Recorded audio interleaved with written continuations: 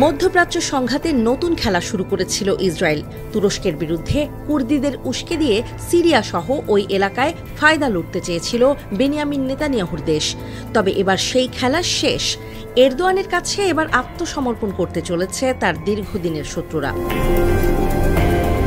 আগেই এরদোয়ান কুর্দি যোদ্ধাদের হুঁশিয়ারি দিয়েছিলেন, হয় অস্ত্র ফেলো, না হয় তোমাদের অস্ত্র সমেত সিরিয়ার মাটিতেই পুঁতে ফেলা হবে।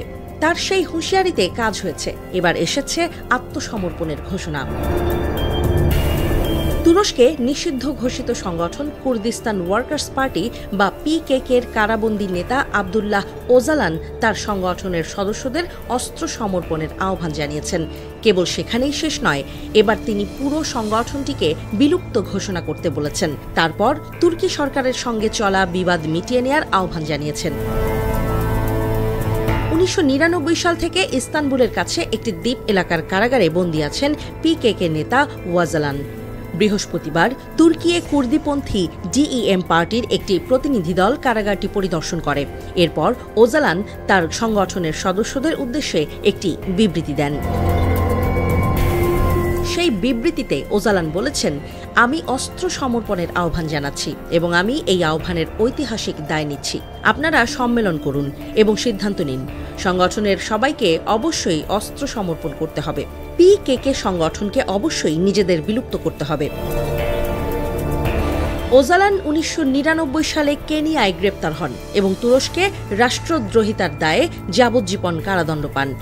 দীর্ঘদিন ধরে তিনি কারাগার থেকেই পিকেকের আদর্শিক নেতা হিসেবে ভূমিকা পালন করে আসছেন। এর আগে 2013 সালে তুরস্ক ও পিকেকে এর মধ্যে একটি শান্তি আলোচনা শুরু হয়েছিল। তখন ওজালান একটি যুদ্ধবিরতির আহ্বান জানিয়েছিলেন, কিন্তু 2015 সালে এই আলোচনা ভেস্তে যায় এবং পুনরায় সংঘর্ষ শুরু হয়। ওজালানের এই আহ্বান দীর্ঘদিন ধরে চলা কুর্দি তুর্কি সংঘাতের অবসানের সম্ভাবনা তৈরি করেছে। 1980-এর দশক থেকে চলে আসা এই লড়াইয়ে প্রায় 40,000 মানুষের প্রাণহানি ঘটেছে। তুরস্কের সরকার ও তাদের পশ্চিমা মিত্ররা পিকেকে সংগঠনটিকে সন্ত্রাসী সংগঠন আখ্যা দিয়ে থাকে। ওজালানের এই পদক্ষেপের বিষয়ে ক্ষমতাসীন একে পার্টির ডেপুটি চেয়ারম্যান ইফকান আলা বলেন, পিকেকে যদি অস্ত্র সমর্পণ করে এবং নিজেদের বিলুপ্ত করে তবে দেশ শিকল থেকে মুক্ত হবে। বিশ্লেষকরা বলছেন, তুরস্কের প্রেসিডেন্ট রিসেপ তাইপ এরদোয়ান কুর্দিদের রাজনৈতিক সমর্থন পেতে আগ্রহী।